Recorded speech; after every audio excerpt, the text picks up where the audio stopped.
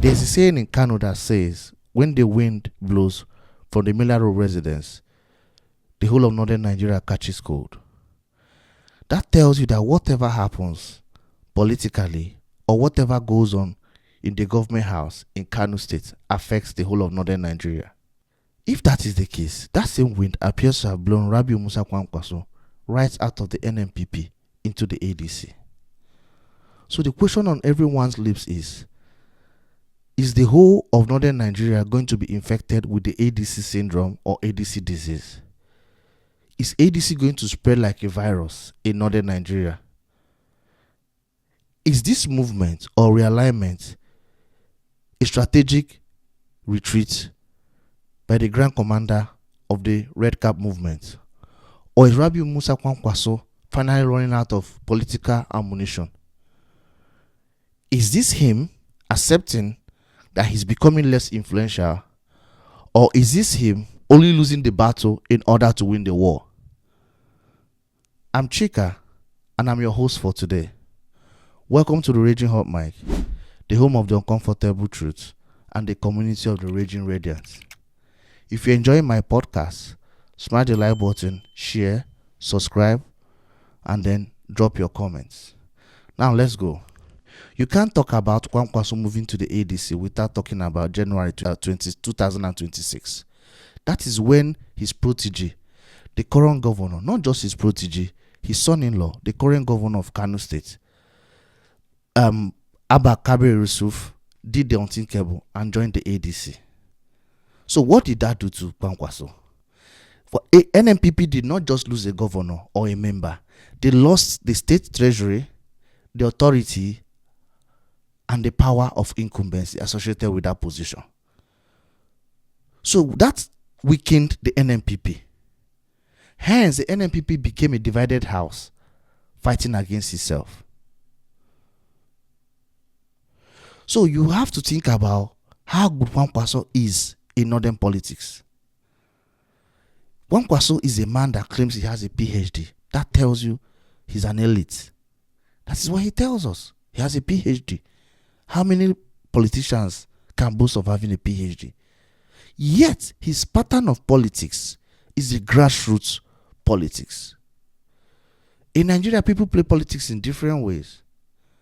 When it comes to party politics, playing the party politics, always getting the ticket of the party or always knowing how to scheme their way out in a political party, I give it to Alhaji Atiku Abubakar. He knows how to win nomination. He lost some, yes, some important, but he has also won some important party primaries. I give it to him. But when it comes to grassroots politics, Rabiu Musa Kwankwaso is an expert in that. The only problem I have with the man is his inability to become as authoritative or to become as convincing outside the shores of Kano State. Once he passes the boundaries of Kano, he becomes ineffective.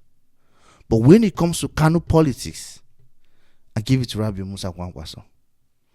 So he's moving because despite being in the opposition, despite joining a brand new party, NNPP, he was able to wrestle power out from his political enemy, Ganduje, the former governor of Kano State.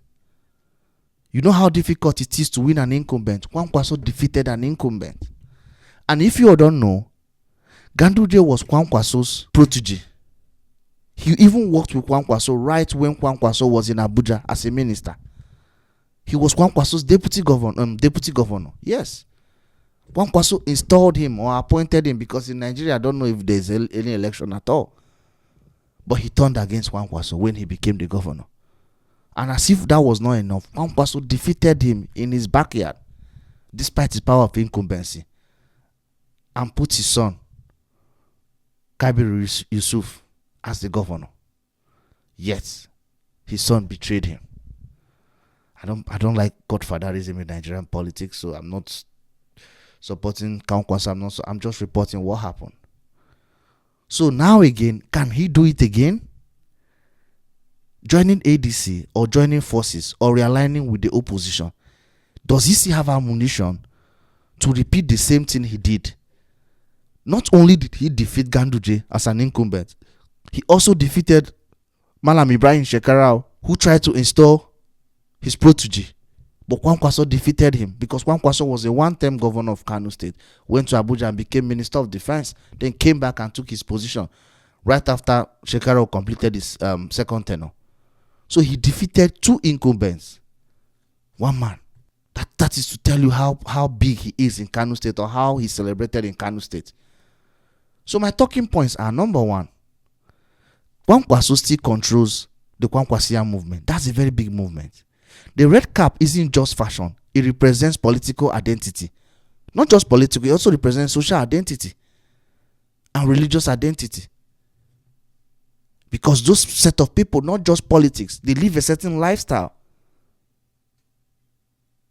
So don't take the red cap movement for granted. Those are loyal followers. That's even if Kwankwaso shoots someone or hurts someone in public, they will still not vote against him. They will still vote for him. So Kwankwaso got over 1 million votes in Kano State in 2023. Over 1 million. One man won 58% of the votes in Kano State. 58. He was not in power. It's been long he was in power. Yet he won 58% of the votes in Kano State. Over 1 million, or around 1 million votes. 900 and something, I think 997,000 votes. Close to 1 million votes. So now the problem is, without a sitting governor to fund the movement, can Kwankwaso keep the momentum going for a year, given that he's going to lack money? We all know politics is money. Yes, the followers might not be people who follow him for the financial gain, but when the tap runs dry, it can cause some problems, some hiccups for you. And also, Abba Yusuf appears to have joined forces with Ganduje. Well, I don't know if Ganduje even has any political capital in Kano State. I don't think so. He's seen as an elitist. Seen as an elite. Because he lost as a governor.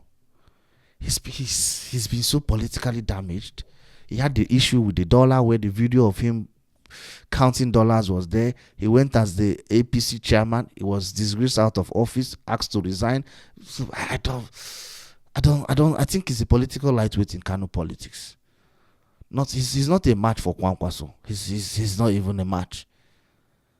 But teaming up with Abba Yusuf or Kabir Abba Yusuf, can they match Kwankwaso? We'll know in 2027. Now the second one is, in 2023, Kwankwaso pulled 1.5 million votes nationally. 1.5 million votes. He secured the fourth highest votes in 2023 election, behind the present president Bola Ahmed Tinubu, Atiku, Peter Obi. He was the fourth highest with 1.4 million. And out of that 1.4 million, or 1.5 million, 1.49 million, so you approximate it to 1.5.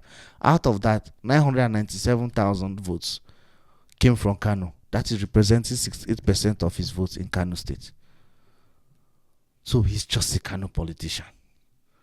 But when you're talking of Kano, you're talking of a state that has close to 2 votes, block votes. And why I think Kano is way more important in politics than Lagos is, you can win multiple votes in Kano. It's difficult for one party to win the majority of the votes in Lagos the way you can win it in Kano. Because in Lagos, there are so many factions. You have the Igbos living in Lagos, so they might not align with you. They might vote differently from the Yorubas. They might vote different from the Hausa. So in a free and fair election, in Lagos politics, if you can get 45%, even if you don't get 50, if you can get 45, you can move with it and look for another state to make it up. Lagos is not a state that everybody votes in the same direction. No. Because it has everybody in the state. Everybody from all walks of life. It's different from Kano. So if you have an advantage in Kano, you can win. So Kwankwaso got 66% of the votes in Kano. So Kano State is a state that the APC needs to win if they want to keep the presidency. Because last year, Bola Ahmed Tinubu got a lot of votes in the state, even though he didn't win the state. Kwankwaso won the state. What is he going to do worse this year with Kwankwaso aligning with the opposition? What are they cooking? And with things so hard, so difficult. So Kwankwaso struggled to hit 25% threshold anywhere else. Yes, he struggled. But also you have to remember that Kano State borders Jigawa State. So whatever happens in Kano might affect their neighbors in Jigawa. You also have other neighboring states that it can affect. So it can trickle down. So now, with the ADC gains a ready-made army or a ready-made general in Kwankwasiyya. Then, suddenly, they go from being a fringe party to a major contender overnight. Yeah. If they can get him, he's a big fish. Although he claims he wants to become, he's going to move. If you promise him he's going to be the vice presidential nominee. Thank God he even said vice presidential nominee, because he said last election, he said he was going to be the president. Said he was going to be the president. He wasn't stepping down for anybody. So now he has reduced it to vice president. So can you entice him with something else, with maybe Minister of Works? I don't know, if you win the election. But I know if you are the opposition and you want to win election, Kwankwasiyya is the first person you have to target to get. Because with him, you know you are going to do well on Kano State. So, the ADC have just got a big fish. Does it really matter for the APC? The problem with that is, with Kwankwasiyya, Seyi Makinde, if he joins the ADC, P2B, Alhaji Atiku Abubakar, you have people with so much ego. And then Rotimi Amechi, are they going to step down? I don't know. Especially with Alhaji Atiku Abubakar. Because if you look at it from the calculation, first of all, as a Southerner, right? I've never lived in Kano. I've never been to Kano. I don't about it's going from what I read. But Kwankwasiyya is not the sort of northerner that a Southerner is afraid of. That is it. Now, he might not get you the number of votes the likes of El Rufai can get in the whole north. Because I think after Muhammad Buhari, El Rufai is his closest person, is his closest prodigy. That's what I think in my own calculation as regards extremism. Because I see him as an extreme individual. Both extreme Muslim, extreme... I just see him as an extreme individual. Very highly intelligent, extremely intelligent, but extremely extreme. Kwankwasiyya to me is the opposite, judging from distance. So when you have an El Rufai as a vice president or vice presidential nominee, given his history in Southern Kaduna, I think he's more of a baggage to you in the South. He's an extreme baggage. El Rufai is an extreme baggage, because how do you convince? You have people who lived in Southern Kaduna. When you talk of Southern Kaduna, you're talking about Plateau State, talking about Benue, because this is why they might not be close to each other, but they experience the same thing. So when each person is saying what they experience in the hands of a particular governor, it resonates with the rest of the people. So when somebody from Southern Kaduna is talking about what they've gone through in the hands of El Rufai, someone in Benue understands, someone in Plateau understands, the Christian minority in Kogi State even understands. And also, with the violence in Kwara State, you're looking at Kwara State, you're looking at some parts of Niger, but especially Benue and Plateau. And Benue and Plateau are so big in terms of voting. They belong to the biggest, I think, 12, 13 states. Yes, Benue and Plateau. I didn't know they had that kind of pop. I think Benue belongs to number 10. So you're looking at two states with big population. So when you have an El Rufai, it becomes a problem for you. But when you have someone like Rabiu Kwankwaso, the only thing you can say about him is that he legalized Sharia law, but he's not the only governor who legalized Sharia law. So if you are going by that, the South will never vote anybody in the North. Yeah, I know his name is in the people they say support terrorism and all those things, but they are here to tell us where is the proof. We cannot say it's political. So he comes, but the problem is, apart from Kano State, where else can he get the votes? So it's something they have to weigh. But it's extremely promising. It's better than having any other person. So now with him joining the ADC, does the APC have something to worry? I think a tree cannot make a forest, if you ask me. But having him is worthwhile, is worth it. That is if the elections are going to be free and fair. Because I don't think it's going to be free and fair. I don't think so. Because already, forget what you're reading in the newspaper. When it comes to the election, the Southeast and the South, forget what the leaders are. Those are people who wants to dance to the tune of the. Forget all those structures, except they want to rig, which I know they're likely to rig. But if it comes to a free and fair election, nobody in South and Southeast is going to vote for this administration. Are you talking about Benue State? Are you talking about Plateau? So where you can convince the likes of Kano State to vote, we are also looking at the likes of Adamawa State, which have always voted the PDP for a long time. You're looking at Taraba. Taraba has never been in the AP. This is the first time a governor of Taraba State is leaving a PDP. They've always been in PDP. So you have some Christian states where you can pull votes from. Because the terrorism that we were complaining about before this government is even worse. It has spread to Kwara State. I used to think Kwara State is in the north central. Now the way they are attacking Kwara State, I'm thinking that they are in the northeast. It's like in the northeast. You see their cries. So that is a problem. Are people even going to vote? So in conclusion, the APC thinks they have won because they have the governor.